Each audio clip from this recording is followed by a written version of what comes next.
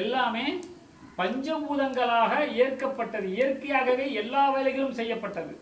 ஆலயம் கட்டியதிலிருந்து, நம்மளுடைய வீடு கட்டியதிலிருந்து எல்லாமே சயின்டிஃபிக், சயின்ஸு, அறிவியலாக செஞ்சாங்க. எல்லாமே இன்னைக்கு எல்லாம் சொல்லதெல்லாம் கேட்கும். அந்த காலத்தில் இடையில கூட என்ன ஒரு கேள்வி கேட்டாங்க. அந்த காலத்தில் பூதம் கட்டுனுச்சு கோயில் அப்படின்னாங்க.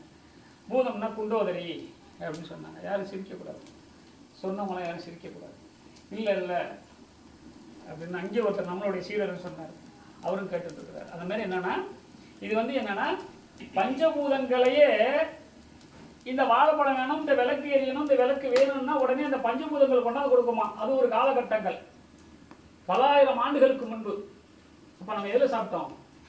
மண் சட்டியில், மண்ணில் தான் சாப்பிட்டோம். அதனால அந்த மாதிரி என்னன்னா இயற்கையெல்லாம் நம்ம போயிடுச்சு. நம்ம செயற்கையாக நம்ம நிறைய விஷயங்கள் பண்ணிட்டு இருக்கிறோம்.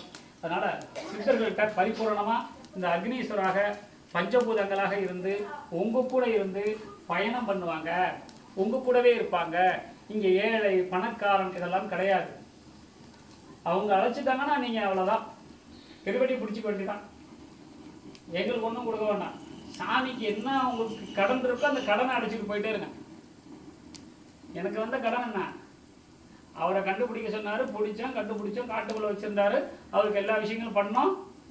கோயிலை கட்ட சொன்னாரு, நான் கட்ட முடியாது. இதுக்கெல்லாம் யாரு பிறப்பு இருக்கோ அவரை வச்சு கோயில் கட்டிக்கிட்டாரு. இது யாருக்கு சொந்தம்? என் வீட்டில் இருந்தால் அம்மா கிளம்புங்கம்மாம்போம். இங்கே யாரும் போகணும்னு சொல்ல முடியாது, வான்னு சொல்ல முடியாது. அவர் அழைச்சா வர முடியும், இல்லைன்னா வர முடியாது.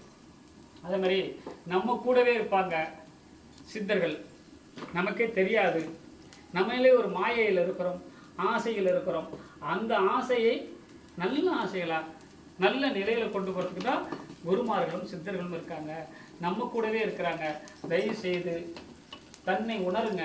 நாம் யார், நம்ம எதுக்காக இங்கே வந்திருக்கோம், என்ன காரணத்துக்கு வந்திருக்கோம். நிறைய பணம் வச்சுருப்பாங்க, நிறைய நகை வச்சுருப்பாங்க.